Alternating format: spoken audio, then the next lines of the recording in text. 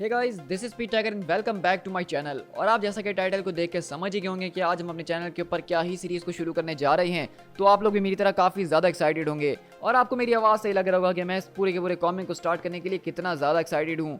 तो ये वो कॉमिक है जिसका मैं बेसब्री से इंतजार था, जिसके अंदर हम बैनर वर्सेस थॉर देखने वाले हैं, यानी कि हल्क वर्सेस थॉर, जिसका पूरे के पूरे इवेंट का नाम है हमारा बैनर ऑफ हल्क। और इसका पहला इशू जो है वो आज रिलीज़ कर दिया गया, जिसके अंदर हम थोड़ी सी बैक स्टोरी को देखेंगे और हम जो है बेसिकली जो अपनी पूरी की पूरी चैनल के ऊपर हल्क वाली सीरीज़ को लेकर चल रहे थे, ये उसके बाद कंटिन्यू होती है।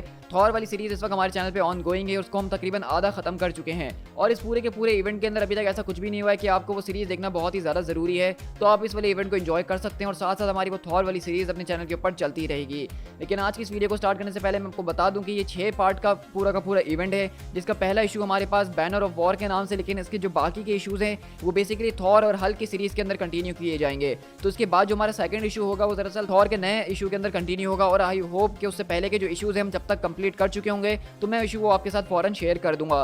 लेकिन आज का ये पूरा का पूरा इवेंट काफ़ी ज़्यादा एक्साइटेड होने वाला है। मैं इसके लिए बहुत ही ज़्यादा एक्साइटेड हूँ और आपको भी बेसब्री से इंतजार इसका होगा ही। तो इस पूरी की पूरी कहानी को शुरू करने से मैं आपको पहले बता दूं कि इस पूरे की पूरे इवेंट को भी डॉनी केट्स ने लिखा है, जो कि इस वक्त थॉर और हल्क दोनों की सीरीज को लिख रहे हैं। और सच कहूं तो ये मेरे फेवरेट राइटर बन चुके हैं जब से उन्होंने गॉड ऑफ सिम्बियोट नल की स्टोरीज को लिखना शुरू किया है। तो मैं आप लोगों का यहाँ पे ज़्यादा टाइम वेस्ट नहीं करूंगा इंट्रो के साथ और सीधा हम इस कॉमिक के अंदर घुसते हैं, क्योंकि इसके अंदर भी एक अच्छा खासा हमें इंट्रो दिया गया है। सो गाइस, इस वीडियो को स्टार्ट करने से पहले मेरी एक ही रिक्वेस्ट है कि अगर आप इस तरह की ऑसम कॉमिक बुक वीडियोस को मेरे चैनल के ऊपर एंजॉय करना चाहते हैं तो चैनल को सब्सक्राइब करना बिल्कुल भी मत भूलिएगा, इस तरह की ऑसम ज़बरदस्त किस्म के मार्वल कॉमिक्स को देखने के लिए। सो गाइस, चलिए बिना किसी और बात के फौरन से अपनी आज की इस वीडियो को स्टार्ट करते हैं।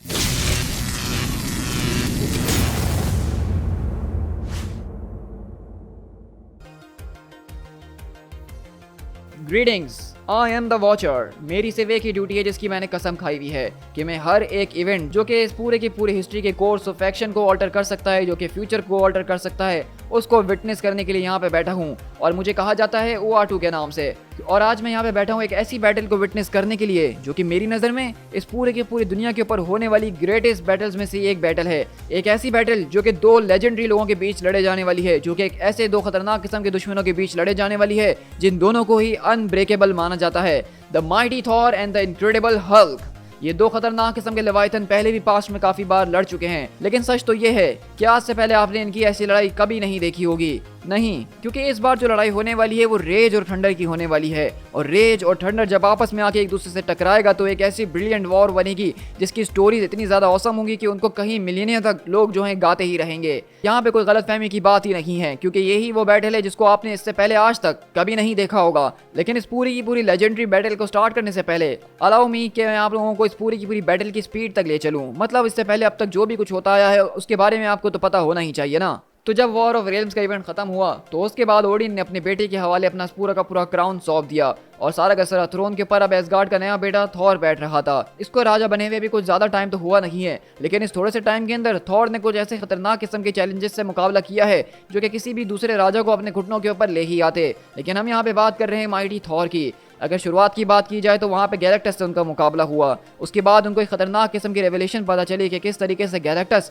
वो तो शायद किसी और के लिए काम कर रहा था, वो एक ऐसी एंटिटी के लिए काम कर रहा था जो इतनी ज्यादा खतरनाक थी जो कि पूरी यूनिवर्स को खत्म कर सकती थी, और वो अपने आप को कहता था black winter. In the and Thor ने वहाँ पे गैलेक्टस को डिस्ट्रॉय कर दिया एक ग्रैंड एक्ट ऑफ डिफेंस के अंदर, और उसके साथ साथ उसने वहाँ पे जो है ब्लैक विंटर का भी काम तमाम कर दिया, या फिर थॉर को ऐसा लग रहा था कि उसने उसका काम तमाम कर दिया है। खैर, ये वो किस्मत की बात है जिसके बारे में मुझे यहाँ पे बात करना अलाउ नहीं है, तो हो सकता है कि ये कहानी आपको मैं किसी और दिन ही सुनाऊंगा।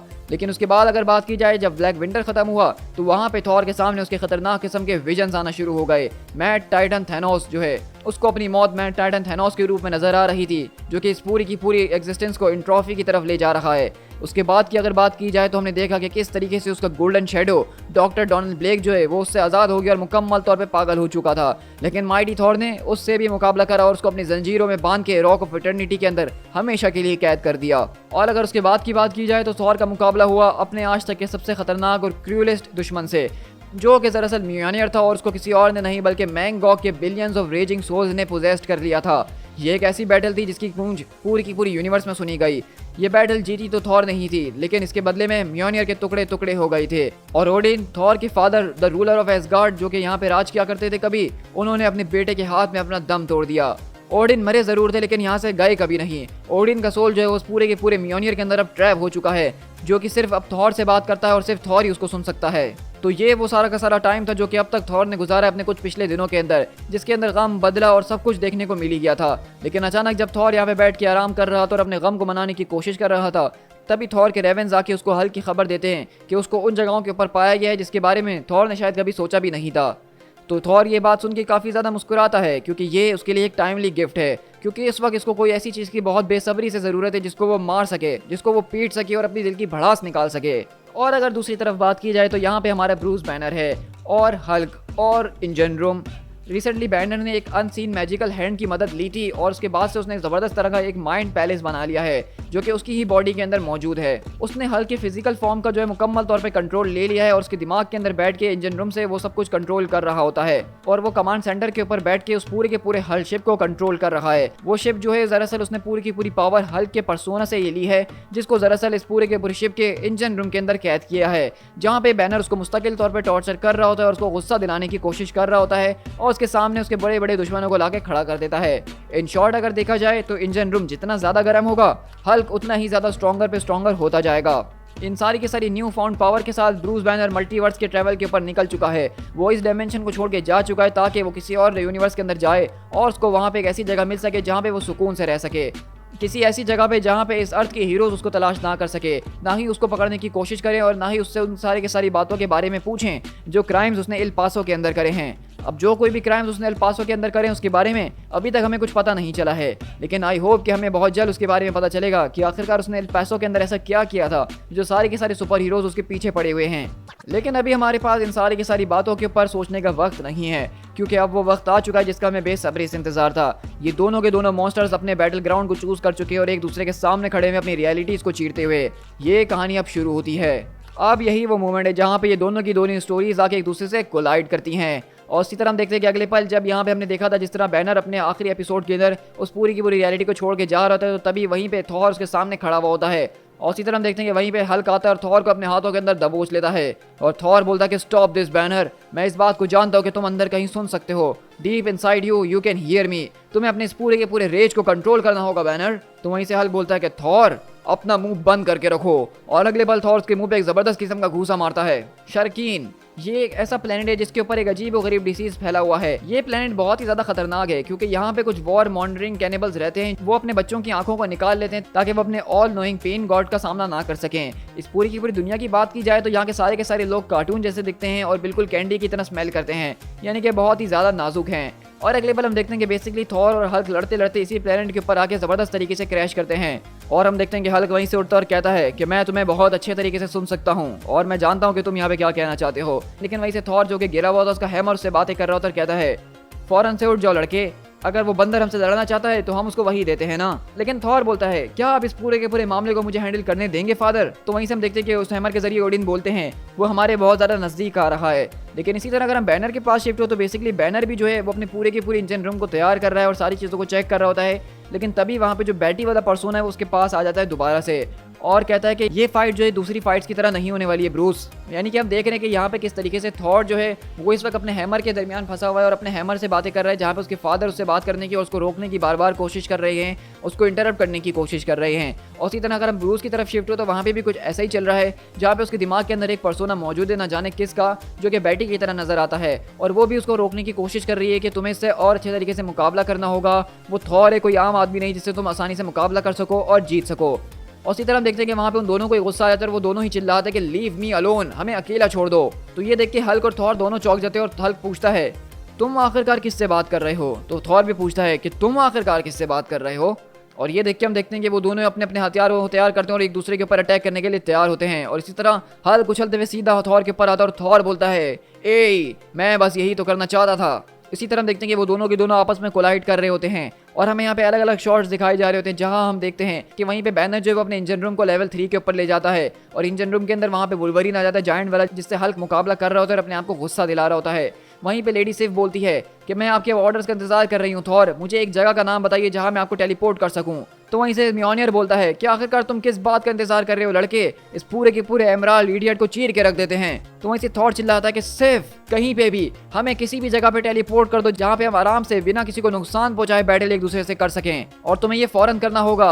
और इसी तरह हम देखेंगे कि इससे पहले थॉर और हल्क आपस में आके कोलाइड कर सकें, हम देखते हैं कि वहीं पे लेडी सिव अपने तलवार को जमीन में मारती है और दोनों को वहां से टेलीपोर्ट करती है, और वो लोग टेलीपोर्ट होकर कहीं और नहीं बल्कि the black hand of God के ऊपर जाते हैं। ये वो एक हाथ है जो कि सेलेस्टियल के मरने के बाद उसके जिस्म से उखाड़ के एक जगह बनाई गई है। ये वो जगह है जहाँ पे इस पूरी की पूरी दुनिया के ऊपर होने वाले सबसे ज़्यादा ग्रेटेस्ट और मोस्ट ग्रूसम फाइटिंग टूर्नामेंट्स को लड़ा जाता है। ये वो जगह है जहाँ पे इंटर गैलेक्टिक हीरोज और विलन्स आके एक दूसरे से मुकाबला करते हैं, एक दूसरे के ऊपर शर्तें लगाते हैं, और बदले में या तो वो पैसा जीत के जाते हैं या फिर अपनी जिंदगी को हार के जाते हैं। ये वो जगह है जहाँ पे ब्लेड्स का तेज होना बहुत ही ज्यादा इंपॉर्टेंट है। ये वो जगह है जहाँ पे वॉरियर्स के दिलों को नापा जाता है कि उनके अंदर कितनी बहादुरी मौजूद है। ये वो जगह है जहाँ पे चैंपियंस को बनाया जाता है ब्लड एंड बोन के जरिए। ये वो जगह है जहाँ पे उनके नामों को छाप दिया जाता है सारी के सारी इटर्निटी के लिए, ताकि उनकी बहादुरी के गाने अक्रॉस द मल्टीवर्स गाए जा सकें। तो वहीं से थॉर बोलता है कि सिर्फ आखिरकार तुम ये हमें कहाँ ले आई हो।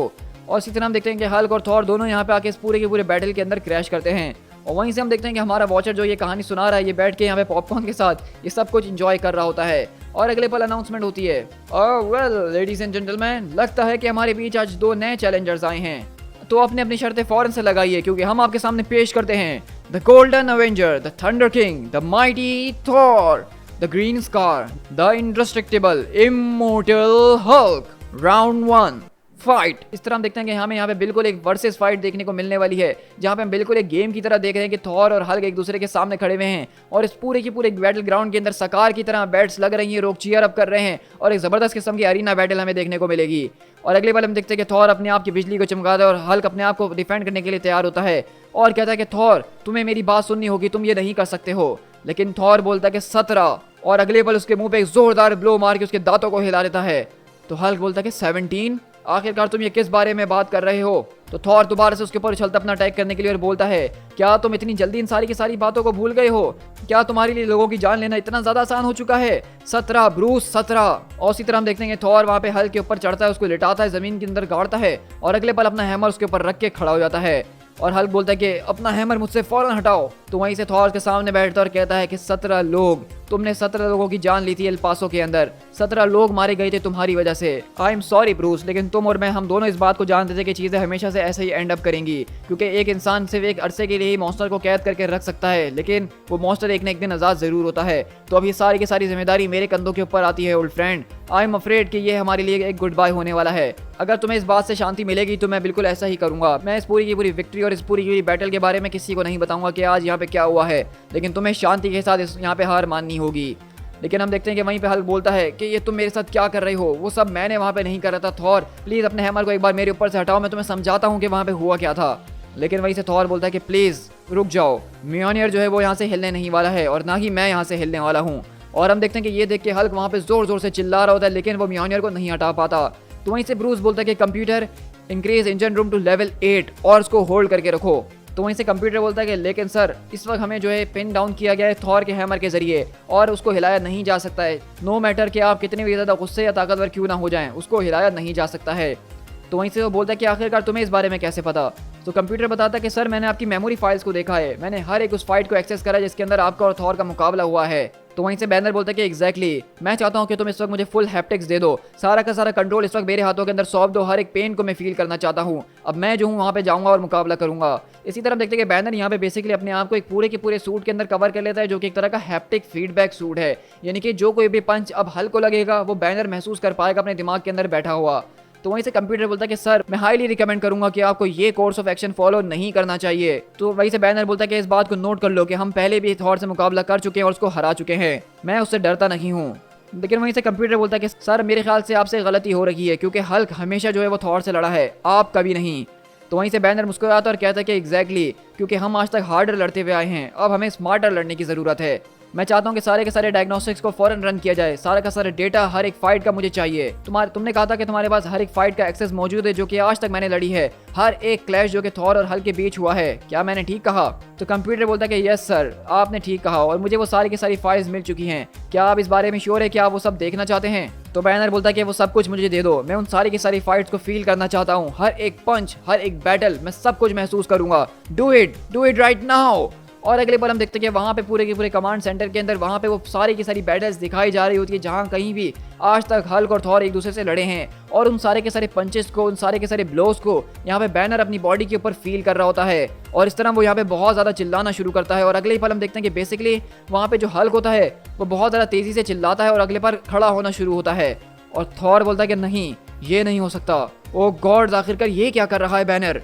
और हम देखते हैं कि अगले पल बेसिकली हल्क, क्योंकि उसके ऊपर इस वक्त म्योनियर का पूरा वजन है और उसको हिलाया नहीं जा सकता है, लेकिन हल्क ने इस वक्त अपनी पूरी की पूरी बॉडी को म्योनियर के आर पार कर दिया है। यानी कि उसने अपने सीने के आर पार करते हुए म्योनियर को ज़मीन के ऊपर छोड़ दिया और खुद बिना अपनी बॉडी के पीस के खड़ा हो चुका है। और ये देख के वो कहता है कि थॉर, मेरे ख्याल से अब तुम्हें अपने हथौड़े को उठा लेना चाहिए। और ये देख के थॉर बोलता है कि हाँ, तुमने ठीक कहा। और अगले पल थॉर अपने म्योनियर को बुलाता है जो कि हल्क के पेट के अंदर से आर पार होता हुआ आता है और कहता है तो अब बताओ कि आखिरकार हम कहाँ थे। ओ हाँ, मुझे याद आया, हल्क स्मैश। और अगले पल हम देखते हैं कि वहाँ पे हल्क उठाता है और सीधा थॉर को उस पूरे के पूरे अरीना के बीचों बीच गाड़ देता है, जिसकी शॉकवेव इतनी ज्यादा खतरनाक होती है कि आसपास के सारे लोग डर के भागना शुरू कर देते हैं। और वहीं से म्योनियर बोलता है कि गेट अप बॉय, आखिरकार तुम ये क्या कर रहे हो। तो थॉर बोलता है कि मैं ट्राई कर रहा हूँ, डैम यू, लगता है कि अब मुझे ही कुछ करना पड़ेगा क्योंकि तुमसे कुछ भी नहीं होने वाला बेटा। और अगले बार हम देखते हैं कि वहाँ पे थॉर का म्योनियर खुद ही हवा के अंदर उड़ना शुरू हो जाता है, जिसको ओडिन इस वक्त कंट्रोल कर रहे हैं। तो वहीं से बैनर बोलता है तुम किस चीज़ की कोशिश कर रहे हो यहाँ पे, सांस लेने की, हिलने की। आई एम सॉरी थॉर, लेकिन मैंने तुम्हें समझाने की कोशिश करी लेकिन तुम मेरी बात समझना ही नहीं चाहते हो, और चाहे कुछ भी हो जाए आज तुम मुझे पकड़ के अपने साथ नहीं ले जा सकते हो। आई एम सॉरी, लेकिन यही वो जगह है जहाँ पे इस सारी की सारी कहानी का आज अंत होता है। और अगले पल हम देखते हैं कि वहाँ पे हल्क बेसिकली थॉर के गले को दबा के उसको घोटना शुरू करता है, यानी कि लिटरली इसको मार रहा होता है। लेकिन अगले पल वहाँ पे एक रंबल की आवाज़ आती है। तो वहीं से हल्क बोलता है हाँ, क्या तुम अब यहाँ पे बारिश और तूफान से मुझे डराना चाहते हो? क्या तुम्हें लगता है कि ये बारिश वाकई में हल्क को जो है हर्ट कर सकती है? तो थॉर बोलता है कि ये कोई ठंडर नहीं है।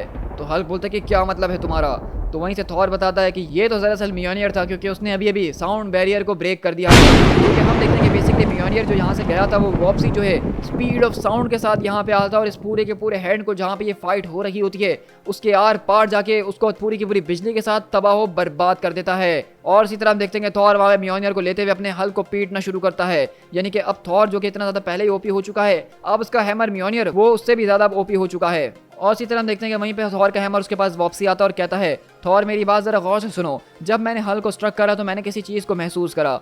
तो थॉर बोलता है कि क्या मतलब, कुछ गलत महसूस करा आपने? वो तो मैंने भी फील करा है, ऐसा लगता है कि उसको किसी चीज ने पोजेस्ड किया हुआ है। तो वहीं से ओडिन बोलते हैं कि नहीं, पोजेस्ड नहीं, बल्कि कोई चीज उसको हॉन्ट करने की कोशिश कर रही है।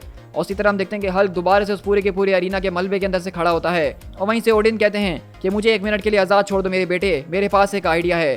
तो थॉर बोलता है कि बिल्कुल बैनर, अगर तुम यहाँ पे इन सारी की सारी बातों को नहीं सुनना चाहते हो और समझना नहीं चाहते हो तो परहैप्स फिर तुम्हें इसी से डायरेक्टली बात करनी चाहिए। और अगले पल हम देखते हैं कि बेसिकली थॉर अपने हैमर को हल्क के ऊपर फेंकता है, जहाँ पे वो हैमर सीधा हल्क के अंदर घुसता है और एक जबरदस्त किस्म का बिजली का झटका उसको देता है। और इसी बिजली के झटके के साथ हम देखते हैं कि जो बैनर मौजूद होता है उसके दिमाग के अंदर उसका पूरा का पूरा सूट फट जाता है और वो उड़ते हुए दूर जाके गिरता है। और उसके सामने से एक रोशनी आती है और आवाज आती है ब्रूस बैनर, हम यहाँ पे तुमसे कुछ बात करना चाहते हैं। क्योंकि अगले पल हम देखते हैं कि बेसिकली म्योनियर के टकराने की वजह से वहाँ पे ओडिन जो है वो बेसिकली हल्क की पर्सनैलिटी के उसके पर्सोना के अंदर घुस चुका है और अब वो बेसिकली यहाँ पे बैनर से बातचीत करना चाहता है। तो यहाँ पे बेसिकली हमारे इस पूरे के पूरे पहले इशू का एंड होता है जो कि दरअसल बैनर ऑफ हल्क एल्फा था।